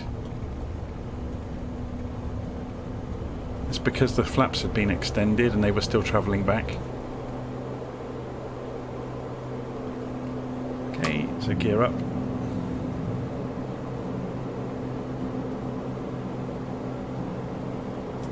We'll go and set our target altitude back out to 10,000 feet, I guess. Actually, where are we going? Let's not go crazy on the altitude until we know where we're going. So 7,000, vertical speed of 2,000 feet a minute to get there, and turn the autopilot on, center the heading up, go for heading mode for the moment. So we're just leaving Christchurch behind. We didn't actually program any more in Navigraph, did we? And we're going pretty much straight lining it then up to Kaikoura. So 13 degrees magnetic, which we are not far away from actually. So, but we have to take account of crosswinds as well. But we can program this in as well. So NZCH to NZKI. So control 3, control 4, NZCH to NZKI. So menu, init, flight plan init, route, November Zulu Charlie Hotel / November Zulu Kilo India. November Zulu Kilo India. And we drop that in over the top and we execute the change and we clear the discontinuity and we have a direct line appeared, and we can now just go to GPS mode and nav mode. Oh, we've pressed it twice, so it's gone to roll hold. There we go, LNAV. We are accelerating remarkably quickly, so we're going to remove the flaps as we climb out. We're up to 5,000 feet already.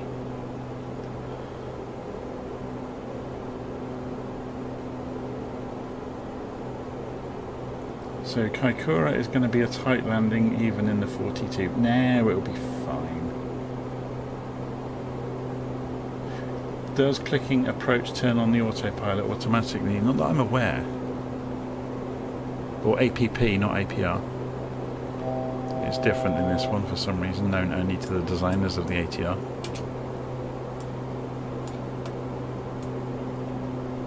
How are we doing for fuel?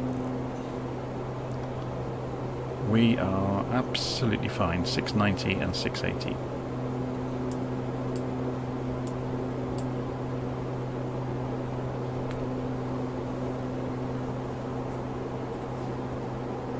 Kaikoura. Kai is to eat, Kura is to crayfish. Kai is food. Very cool.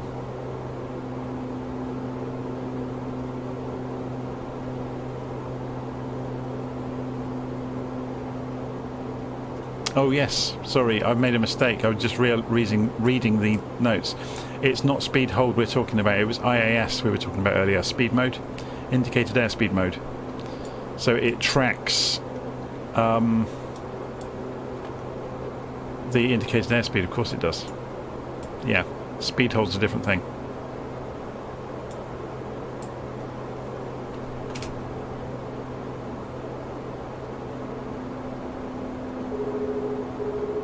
Oh, and overspeeding again, look. This thing will just about do 250 knots in a cruise. It's quite amusing, really.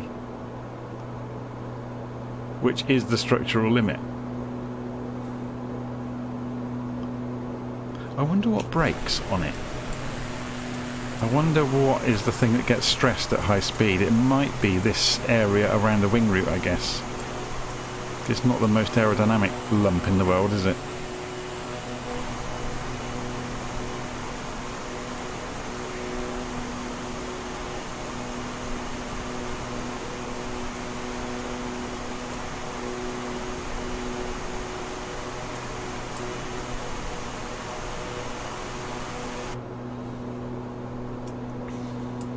Right, while we are en route, I'm going to go and make a coffee.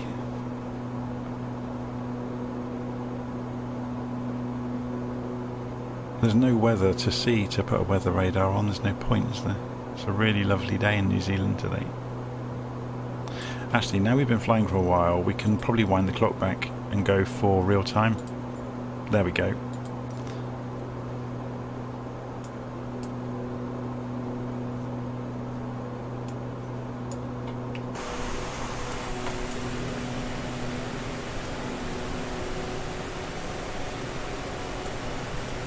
I love the way Flight Sim does the textures on the water. It's very clever.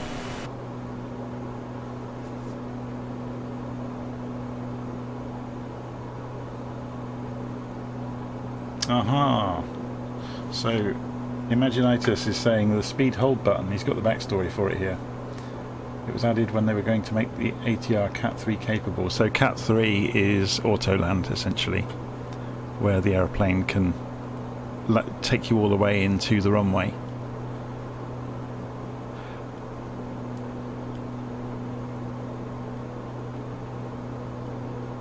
Barista Mike, I trust Jonathan's sim skills over some real pilot skills. Oh, I don't know. To be honest, 90% of real flying is procedure and law. The actual flying of the aeroplane is a minor part of it. It's all about communication and procedure of communication and language of communication and like radio telephony skills, things like that, and understanding the charts and the sectors and the airspaces. Very, very little of it is actually to do with flying an aeroplane. So Tony F is saying, is it worth getting? Absolutely. For this price, it's brilliant. Okay, it's not perfect. There are things that are broken in it, and I have no doubt they'll get fixed. People have been complaining about the flight model, but I think they're the people that would complain that maybe the screw heads have got the wrong pattern of screwdriver on them or something. You know, there's some people that would say, oh, the carpet's dirty. But for a simulator aeroplane, for however cheap it is, the amount of fun you can have with this, with following procedures and using it, it's great. It really is worth every penny. There's an awful lot here to play with, basically.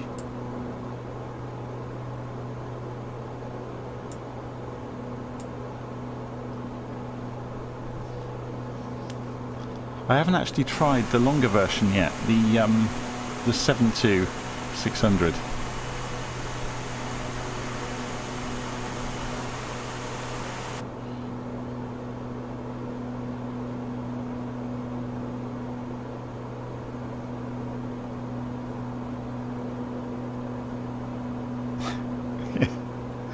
No, but I know people who have complained about the flight model, saying things that it's not draggy enough, for example.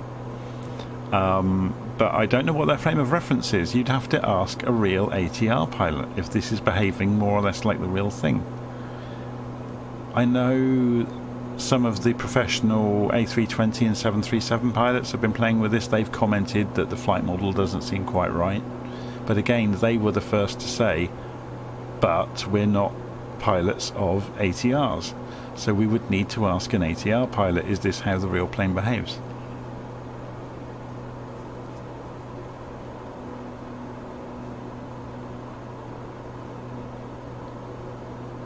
but I suspect because Asobo tend to target the middle of the market, they will have dumbed down the behaviour of the aeroplane, potentially on purpose, to make it more accessible to a wider audience. A good example of that is the Spitfire in DCS, which is an absolute nightmare to fly. In skilled hands, it's deadly. In anything less than very skilled hands, it's an accident waiting to happen all the time.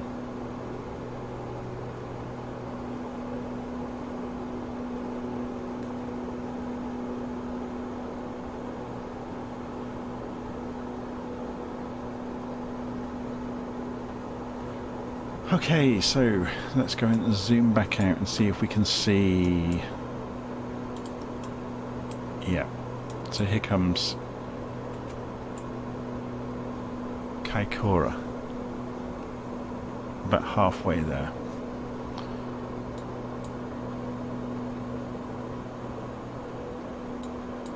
So I think when we get to Kaikoura, I'm going to call it an evening and we'll continue the route another day. Because we've been going for quite a long time now.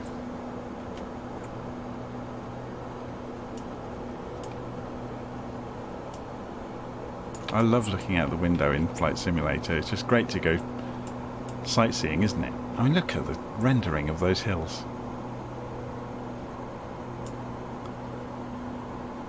Absolutely amazing. And the coast.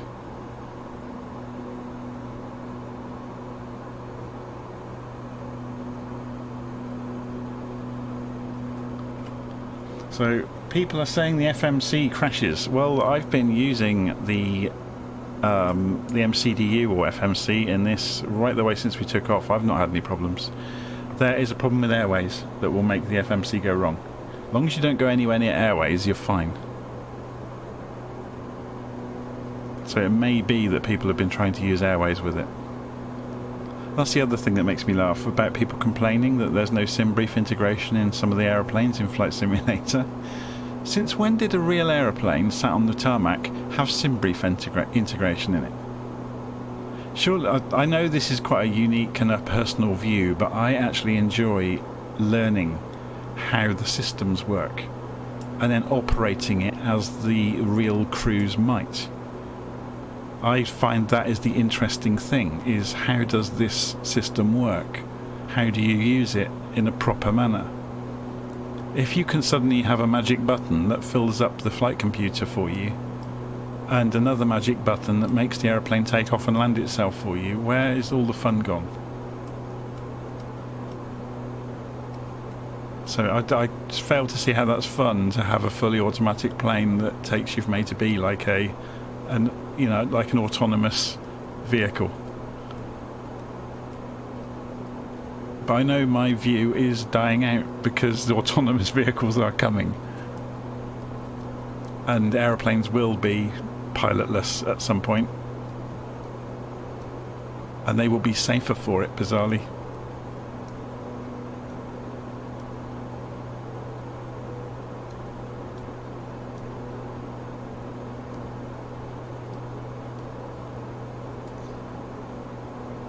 Anyone review the new and improved Coronado 170B? Is that the Cessna? Have they updated it?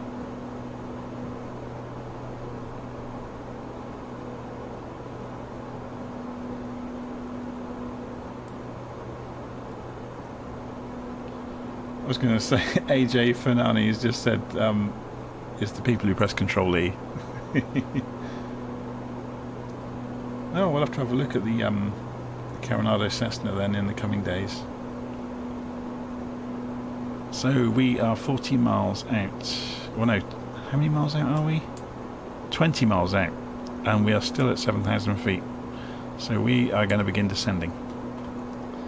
So we're going to come down to 3,000.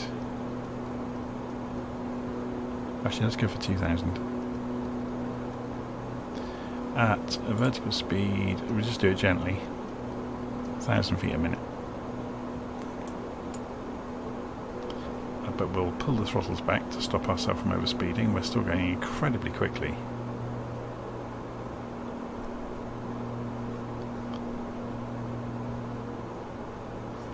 have a look out the window now we've stabilised the descent.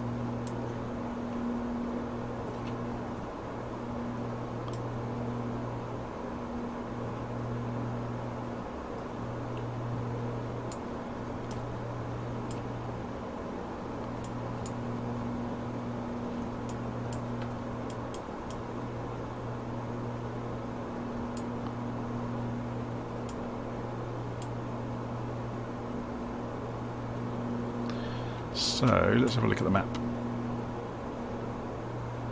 So just at the end of that rocky outcropping, the airfield, so it's just over here somewhere.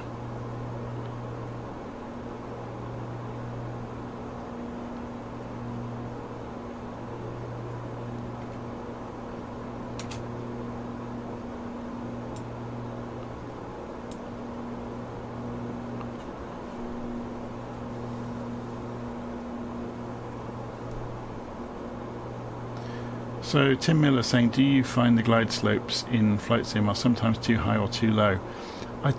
It's difficult to say, isn't it? I think it varies on how each airfield's been modelled, but there certainly is a discrepancy between the PAPI lights and the glide slope quite often, and where the runway markings are. So yeah, so you'll be on target to go and hit the markers on the runway, and either the PAPIs won't be quite agreeing with where you are, or the glide slope won't be agreeing with quite where you are, but it varies. Some airfields are fine, others aren't. We've got some scenery aberrations going on here. Have you noticed this? It's failing to load some scenery from one of the servers.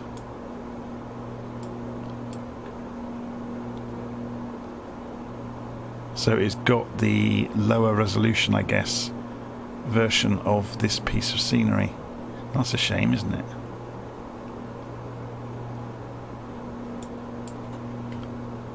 What's causing that? Yeah, it's not rendering the shaders properly on it.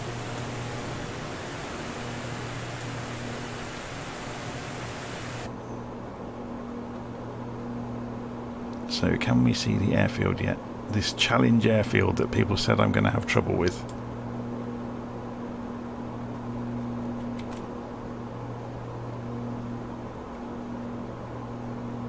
Kaikoura. You have to remember though, this plane can stop on a dime. Right. Come off the autopilot. We'll have a little circle round and have a look at the airfield before we approach.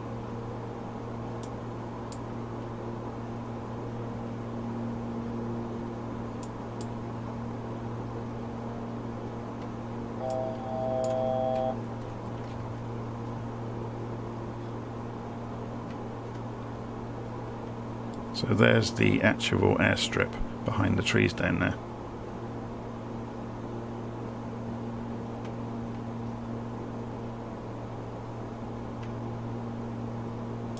So we will head up to this headland and then come back.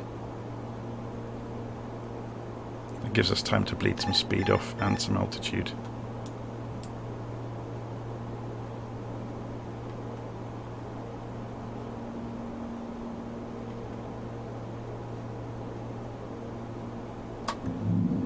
Goes the undercarriage.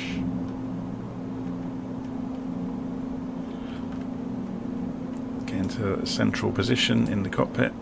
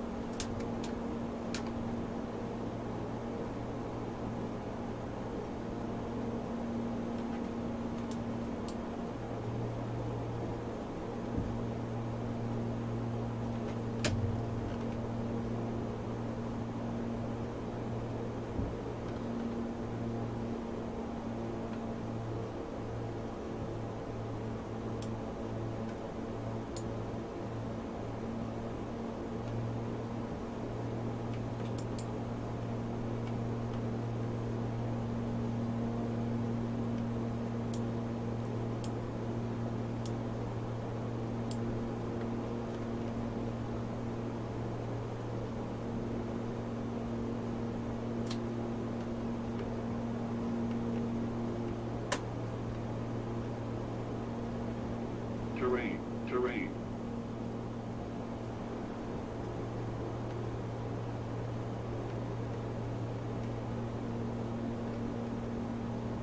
Sink rate.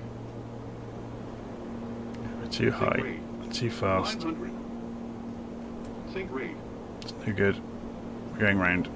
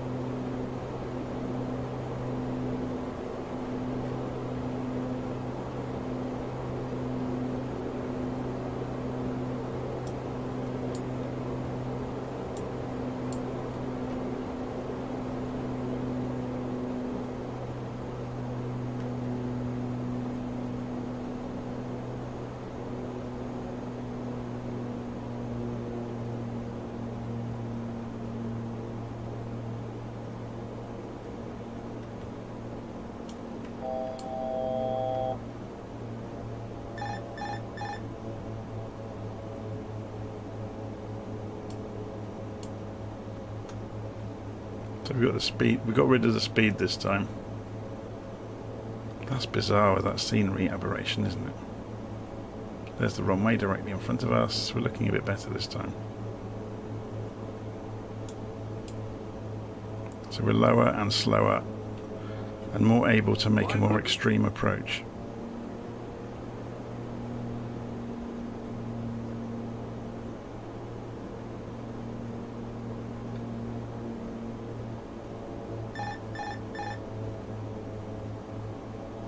Yeah, we're getting speed warnings about underspeed, but we're going to drop into the trees and gain some speed though. That's what it's not telling us. 200. 100. 50. 40. 30. 20. 10.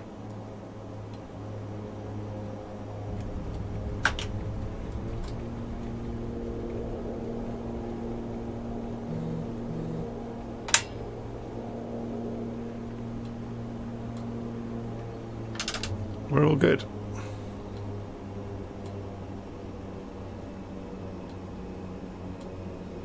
Now, will we actually fit onto the taxiway? That's the question. No. It's not a very well modelled airfield, is it? That's a shame.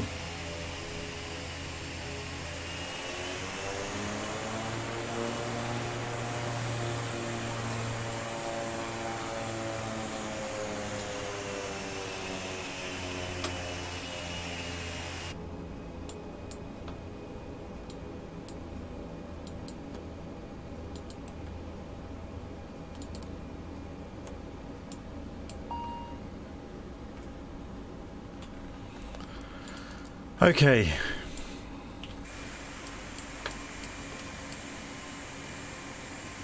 That was good fun.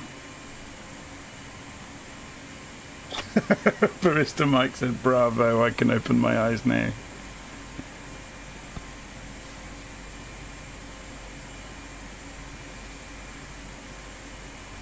Yeah, a cup of tea solves everything, just reading back through the comments. Abby screaming in the back. Yeah, I should have put FS Realistic on, shouldn't I? Then we probably would have had some screams. That's not bad, is it? This short field performance was very good. Because we came in quite fast over those trees, really. We picked up quite a lot of speed in that last little bit. But yeah, I appreciate what one of the commenters was saying. This really isn't a very big airfield, is it? I think this guy's getting annoyed. His arm's going to really ache in a while, isn't it, holding that lightsaber up?